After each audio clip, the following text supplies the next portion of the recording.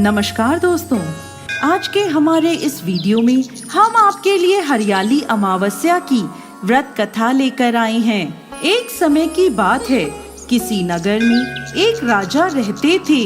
राजा के एक बेटा और बहू थे।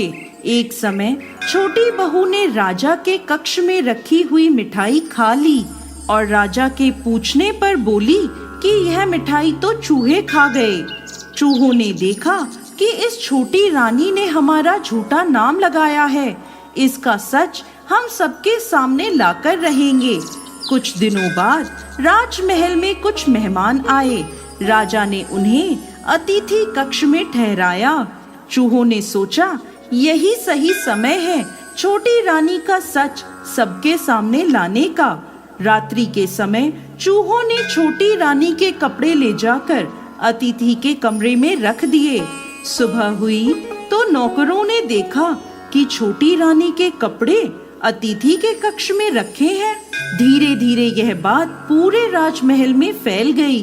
जब राजा को यह बात पता चली तो राजा ने छोटी रानी को महल से निकाल दिया। छोटी रानी हर रोज पीपल के पेड़ के नीचे एक दीपक जलाती थी और जवारे बोती थी।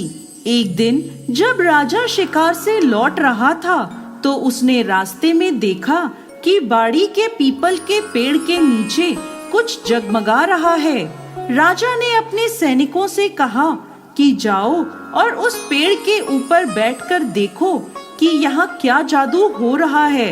राजा के सैनिक गए और पीपल के पेड़ पर चढ़कर बैठ गए। रात्रि में उन्होंने देखा कि वहाँ रखे कुछ दीपक आपस में बात कर रहे हैं। एक दीपक दूसरे दीपक से कहने लगा, तुम कहाँ से हो? तो दूसरा दीपक बोला, मैं राजा के महल से हूँ। छोटी रानी रोज यहाँ आकर पीपल के पेड़ के नीचे दीपक जलाती थी। आज हरियाली अमावस्या है, लेकिन छोटी रानी नहीं आई क्योंकि राजा ने उसे महल से निकाल दिया। तब दूसरे दीपक ने पूछा, राजा ने छोटी रानी को महल से क्यों निकाला? तो राजा के महल का दीपक बोला, छोटी रानी ने एक दिन राजा के कक्ष में रखी मिठाई खा ली और चूहों का झूठा नाम लगा दिया।